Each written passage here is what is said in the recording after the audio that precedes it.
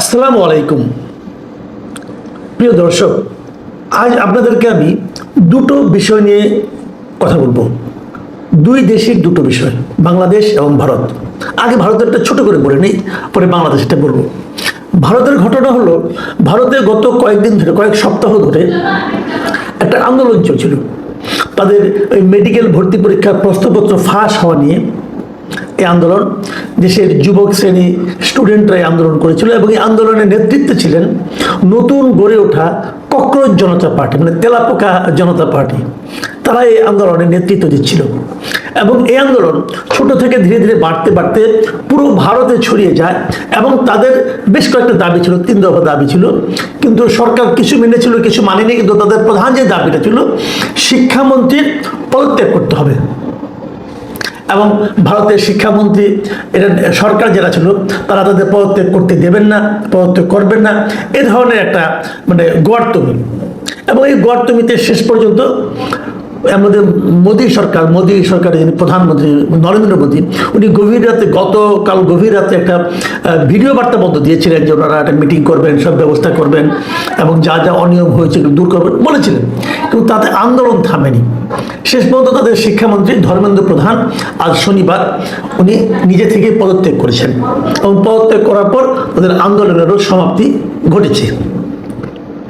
যখন ভারতে এই ঘটনা ঘটেছে, ঠিক একই সময়ে, কাছাকাছি সময়ে, আপনাদের মনে আছে এই মাসের 13 তারিখে আমাদের দেশেও কিন্তু স্টুডেন্টরা ক্ষিপ্ত হয়ে উঠেছিল এবং তারাও একটা আন্দোলনে নেমেছিল। তাদের আন্দোলনটা কি নিয়েছিল? তাদের আন্দোলনটা ছিল যে 13 তারিখে প্রচণ্ড বৃষ্টি ছিল, প্রতিকূল আবহাওয়া ছিল, অনেকগুলি শিক্ষা প্রতিষ্ঠান ডুবে গিয়েছিল, কোমর পানি হয়ে গেছিল রাস্তায় পরীক্ষা কেন্দ্রে যাওয়ার জন্য। কিন্তু তারপরও আমাদের শিক্ষা মন্ত্রণালয়, বোর্ড, তারা সেই পরীক্ষা বন্ধ করেনি এবং তাদের দাবি ছিল যাতে নাকি পরীক্ষাটাকে স্থগিত করা হয়, যাতে স্বাভাবিক পরিবেশে স্টুডেন্টরা 2 দিন পরে হলেও পরীক্ষায় অংশ নিতে পারে। কিন্তু আমাদের সরকার, আমাদের শিক্ষা বিভাগ, আমাদের শিক্ষামন্ত্রী, তারা তো সেটা স্থগিত করেইনি। বরঞ্চ ওই সময় আমাদের শিক্ষামন্ত্রী একটা বেফাস মন্তব্য করেছিলেন যে এরা সব ফার্মের মুরগির মতো, এক ফোঁটা বৃষ্টি পড়লেই তারা সব অসুস্থ হয়ে পড়ে। এবং এটা নিয়ে আন্দোলন হয়েছিল। আমাদের শিক্ষামন্ত্রী পরবর্তী সময়ে তার ওই বেফাস মন্তব্যের জন্য সরি বলেছিলেন। এটুকু আমি বললাম মোটামুটি একটা অতীত ঘটনা, গত কয়েক সপ্তাহ আগের ঘটনা। আজকে এই ঘটনাটা আমি অবতারণা করলাম কেন সেটা আপনাদেরকে বলি। আজকে একটা ঘটনা ঘটেছে। আজকে ছুটির দিন। কুমিল্লা সরকারি মহিলা কলেজ প্রাঙ্গণে আজকে স্টুডেন্টদের শতাধিক স্টুডেন্ট একটা অবস্থান কর্মসূচি করে। আজকে কিন্তু ছুটির দিন, খেয়াল করবেন, ছুটির দিনেও তারা কলেজ প্রাঙ্গণে অবস্থান ধর্মঘট করে স্টুডেন্টরা। এটা কিন্তু মহিলা কলেজ, মেয়েরা করেছে। কারণটা কি? কারণটা হলো এই যে 2 দিন আগে হঠাৎ করে এই কুমিল্লা সরকারি মহিলা কলেজের 7 জন শিক্ষককে একযোগে বদলি করা হয়েছে। সরকারি কলেজ, বুঝতেই পারছেন, কাজে সরকারি তো করে এগুলো। 7 জনকে একই সঙ্গে বদলি করা হলো কেন? কারণটার কিছুই না। যে স্কুলে পরীক্ষার হলের সামনে পানি, কোমর পর্যন্ত পানি হয়ে গিয়েছিল, স্টুডেন্টরা কষ্ট করেছিল, তার মধ্যে সবচেয়ে বড় সমস্যা ছিল এই কুমিল্লা সরকারি মহিলা কলেজে। এবং এই কলেজের দৃশ্যগুলি বিভিন্ন পত্রপত্রিকায় এসেছিল এবং এই কলেজের স্টুডেন্টদের সবচেয়ে বেশি ক্ষতি হয়েছিল, তাদের ছবি এসেছিল, তাদের বক্তব্য এসেছিল। এই অপরাধে, যে এই ধরনের ঘটনা ঘটতে দেওয়া হলো কেন, তার অপরাধে এই কলেজের ভারপ্রাপ্ত অধ্যক্ষ সহ 7 জনকে এখান থেকে বদলি করে দেওয়া হয়েছে। কোথায় কোথায় বদলি করেছে আপনারা শুনলে বিস্মিত হবেন। যেমন কলেজের উপাধ্যক্ষ এ.কে.এম. জহিরুল আলম, তাকে 14 গ্রামের চিউড়া সরকারি কলেজে বদলি করা হয়েছে। গণিত বিভাগের অধ্যাপক মোহাম্মদ আব্দুল মালিককে কক্সবাজারে বদলি করা হয়েছে। উদ্ভিদ বিজ্ঞানের অধ্যাপক কনক বড়ুয়াকে নোয়াখালী হাতিয়া দ্বীপে বদলি করা হয়েছে। ইসলামিক ইতিহাস ও সংস্কৃতি বিভাগের সহযোগী অধ্যাপক মোহাম্মদুল্লাহ মজুমদারকে লক্ষ্মীপুর সরকারি কলেজে বদলি করা হয়েছে। রাষ্ট্রবিজ্ঞান বিভাগের অধ্যাপক নূর মোহাম্মদকে ব্রাহ্মণবাড়িয়া বদলি করা হয়েছে। হিসাব বিজ্ঞানের আল আমিনকে সিলেটের বিয়ানীবাজারে বদলি করা হয়েছে এবং ইংরেজি বিভাগের সহযোগী অধ্যাপক মোহাম্মদ মহসিনকে বদলি করা হয়েছে বরগুনা সরকারি কলেজে। মানে দেশের বিভিন্ন প্রান্তে দূরবর্তী এলাকায় এদেরকে বদলি করা হয়েছে। বদলি সরকারি চাকরিগুলো তো হতেই হবে, এটা নিয়ে আমার কোনো বক্তব্য নেই। বদলি চাকরি বদলি করবে, তারা কোনো সমস্যা নেই।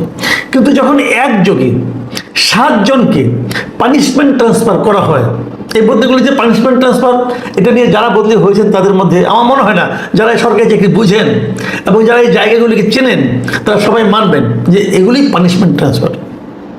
তো একযোগে একটা কলেজে 7 জনকে পানিশমেন্ট ট্রান্সফার করাটা হলো কেন? যদি পানি ওঠার কারণে হয়ে থাকে, তো পানি তো ওনারা বালতি দিয়ে ওঠায় নাই, জলাবদ্ধতার কারণে উঠেছে। জলাবদ্ধতার জন্য যারা দায়ী আপনারা তাদের বিরুদ্ধে অ্যাকশন নেন, তা তো নেন নাই। আপনি নিয়েছেন শিক্ষকদের বিরুদ্ধে। কারণটা কি বোঝা যায়? কারণটা হলো যে এই কলেজের বিষয়টা আলোচনায় কেন এলো? কারণ আলোচনায় যদি আসে, শিক্ষকরা কি সাংবাদিকদের ডেকে ডেকে ছবি তুলতে বলেছিল? এটা কি অন্য অন্য কলেজগুলো আসে নাই?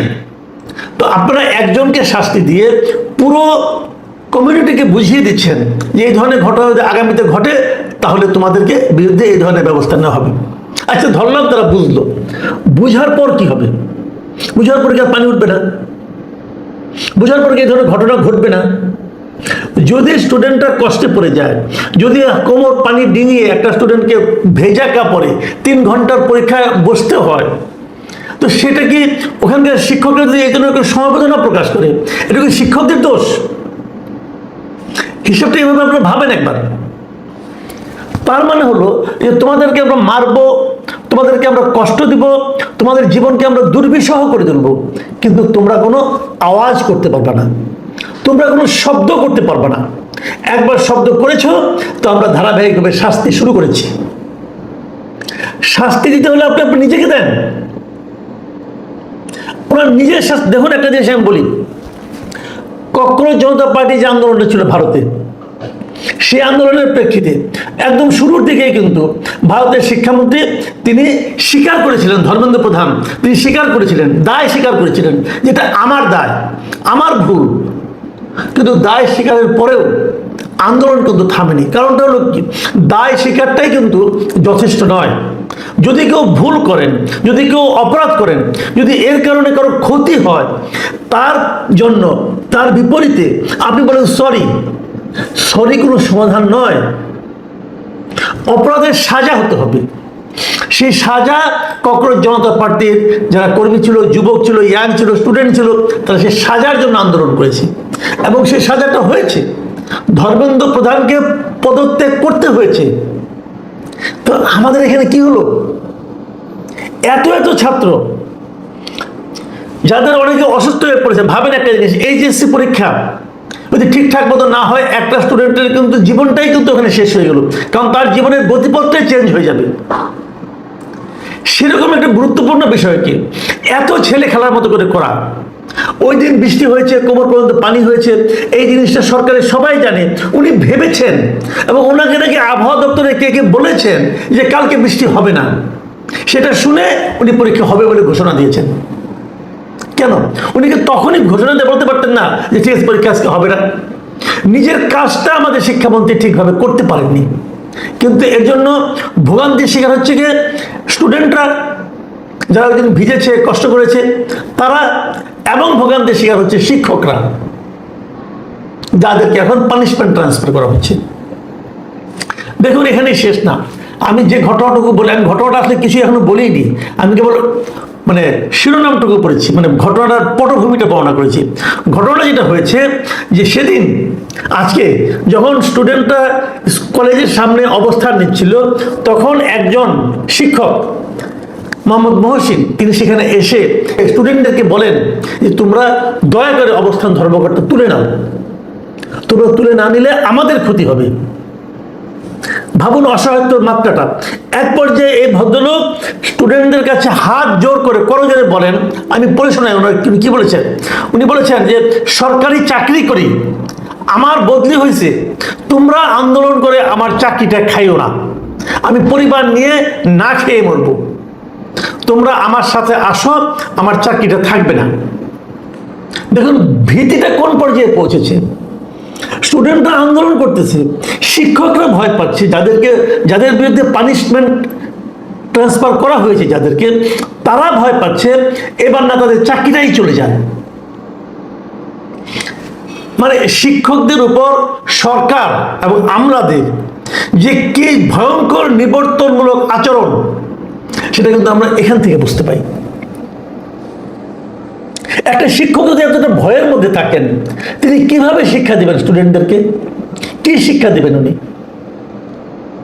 আমাদের মন্ত্রণালয়, আমাদের রাজনৈতিক নেতৃবৃন্দ, আমাদের আমলাতন্ত্র এই পরিবেশ সারা দেশে তৈরি করে রেখেছে। এর নাম গণতন্ত্র? গণতন্ত্র এটা নয়। গণতন্ত্র জনগণের অধিকারের কথা বলতে শেখায়। গণতন্ত্র সরকারে যারা থাকে তারা জনগণের বক্তব্যের উপর ভিত্তি করে সিদ্ধান্ত নেয়। আর আমাদের এখানে গণতন্ত্র হয়েছে একটা ভয় দেখানোর ইনস্ট্রুমেন্ট। শিক্ষকরা তার চাকরির ভয়ে স্টুডেন্টদের কাছে হাত জোর করে ক্ষমা চায় যে তোমরা এই আন্দোলনটা করলে আমার চাকরি চলে যাবে।